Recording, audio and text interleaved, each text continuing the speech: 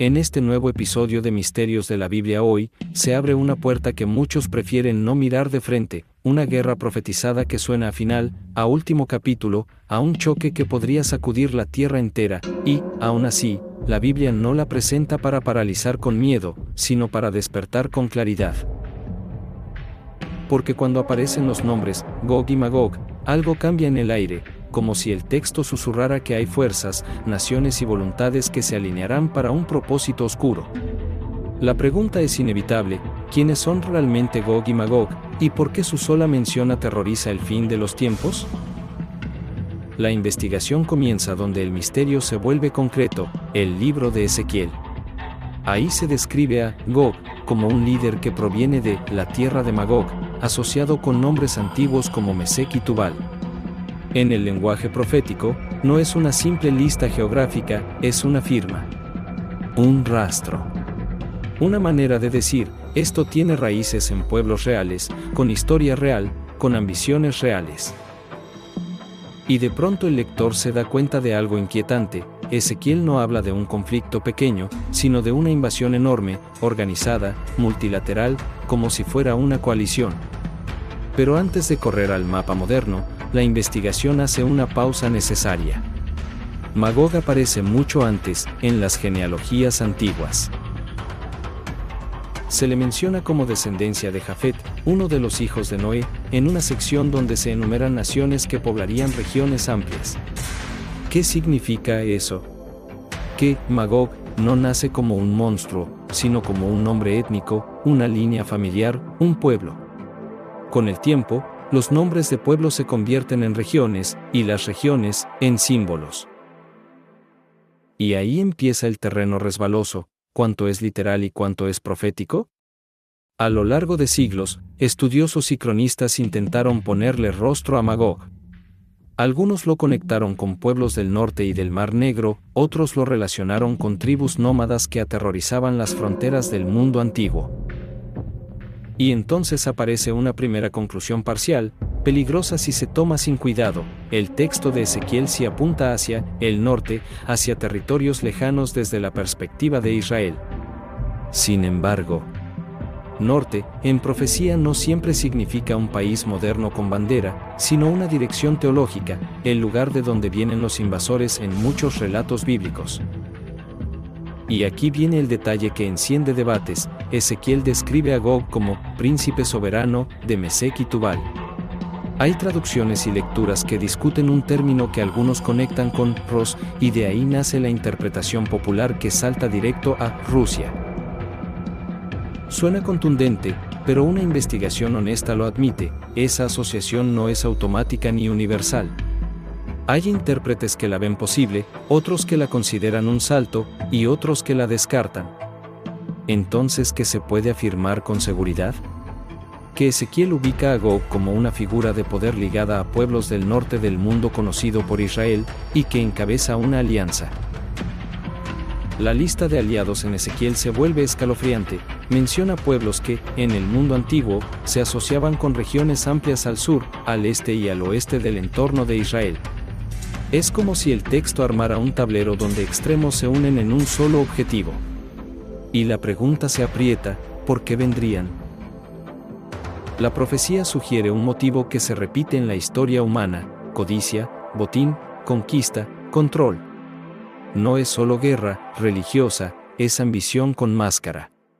Y entonces, justo cuando la mente cree que entiende el quién, la profecía cambia el foco al ¿por qué?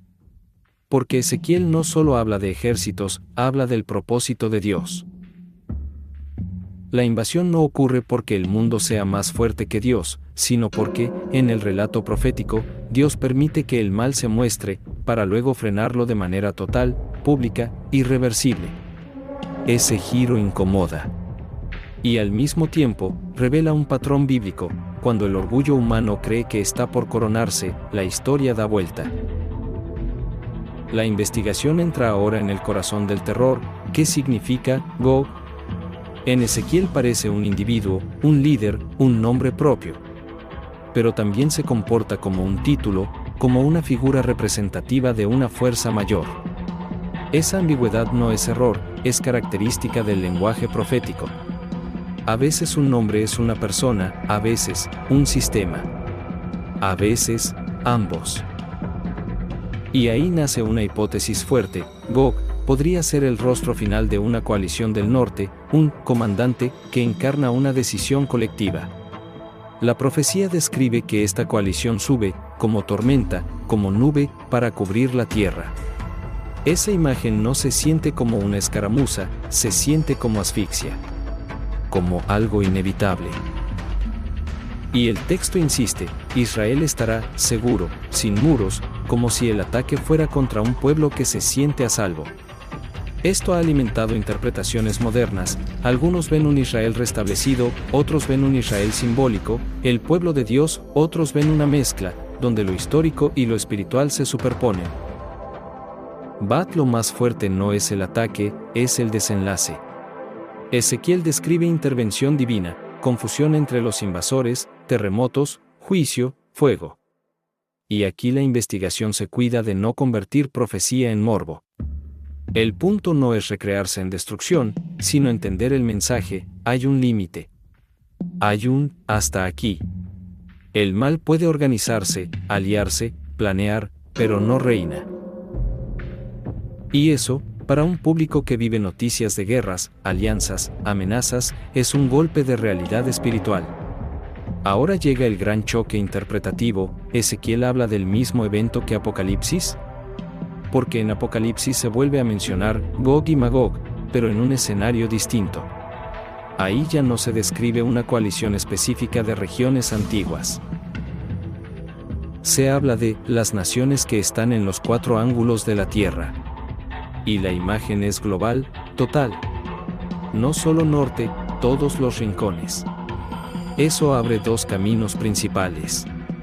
Un camino dice: son 2 eventos diferentes, separados en el tiempo, con un Gog/Magog de Ezequiel y un Gog/Magog de Apocalipsis, donde los nombres se usan de forma simbólica.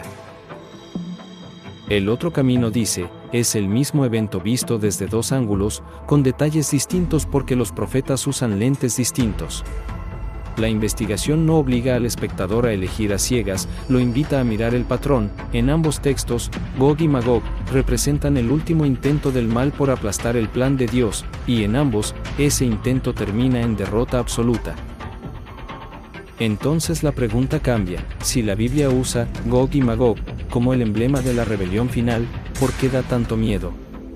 Porque toca la herida humana, la idea de que el mundo puede llegar a un punto sin retorno, un momento donde lo oscuro se siente invencible, aunque sea por un instante. Y la profecía no oculta ese instante. Lo muestra. Y lo hace para que el creyente no sea ingenuo. Aquí la investigación se vuelve personal. Porque si Gog y Magog solo fueran geopolítica, bastaría con ver mapas. Pero la Biblia muestra algo más. Detrás de coaliciones y guerras hay una batalla por adoración, por lealtad, por verdad. Y entonces surge la pregunta que incomoda más que cualquier nombre. No presenta a Gog como un peón inocente, sino como alguien tan obstinado que Dios lo deja avanzar para exhibirlo. Es el principio bíblico del juicio: el mal se revela por completo antes de caer por completo. Y eso explica por qué el relato aterra, porque muestra el mal sin maquillaje. A partir de ahí, se aclara algo esencial para no caer en teorías vacías. Ataca al pueblo de Dios o su propósito, y Dios interviene para mostrar su santidad y su soberanía. Y entonces, ¿cómo se conecta esto con hoy? Sin alarmismo, pero con sobriedad. El mundo se mueve cada vez más por alianzas rápidas, por intereses, por propaganda, por guerras que parecen inevitables. El corazón humano no ha cambiado. Y esa continuidad histórica hace que Gog y Magog se sientan actuales, representan el momento en que la violencia se organiza como destino, como si no hubiera alternativa. Pero el giro bíblico es otro: siempre hay alternativa mientras haya arrepentimiento. Siempre hay esperanza mientras haya búsqueda. Por eso, la investigación no se queda en el ¿quiénes son? Aterriza en ¿qué produce esto en el alma? Produce vigilancia. produce humildad. Produce una fe que no depende de la estabilidad del mundo, sino de la fidelidad de Dios. Ahora, un punto de tensión. Apocalipsis describe que, después de un tiempo de paz, el enemigo vuelve a engañar a las naciones.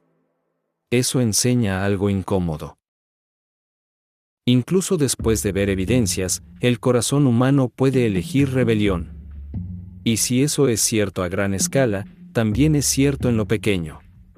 Hay personas que, aun habiendo visto a Dios obrar, vuelven a lo mismo. Por eso, Gog y Magog también es un espejo. El último enemigo no solo está allá afuera, también se manifiesta cuando el orgullo y la desobediencia se vuelven sistema.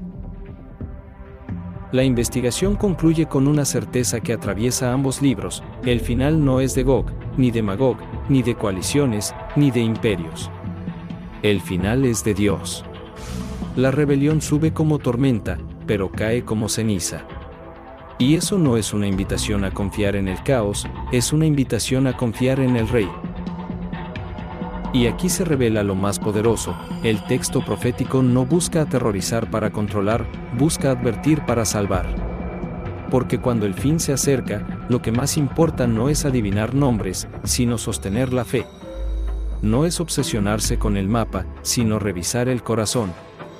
No es alimentar teorías, sino alimentar la palabra. En el cierre, la investigación deja una última pregunta en el aire, como una lámpara encendida en un cuarto oscuro: si Gog y Magog simbolizan el último levantamiento del mal, porque la Biblia lo permite que se vea tan grande. Tal vez para que, cuando Dios lo derrote, nadie pueda decir, fue suerte, o fue casualidad. Tal vez para que el orgullo humano quede sin excusas. Tal vez para que el creyente entienda que la fe no es para tiempos fáciles, es para el día en que todo parece temblar. Porque cuando el mundo grite, no hay salida, el mensaje bíblico responde, sí la hay. Cuando la coalición parezca invencible, el cielo recuerda, hay un trono. Cuando el miedo quiera gobernar, la palabra insiste, no temas. Y aunque el espectador no tenga todas las piezas del rompecabezas profético, puede sostener una sola que lo cambia todo: Dios no pierde el control. Así que, en lugar de terminar con pánico, esta investigación termina con un llamado, no a la paranoia, sino a la preparación espiritual. A volver a la Escritura. A orar con intención. A vivir con integridad. A no vender el alma por comodidad. Porque si el fin se acerca, lo más sabio no es correr, es permanecer.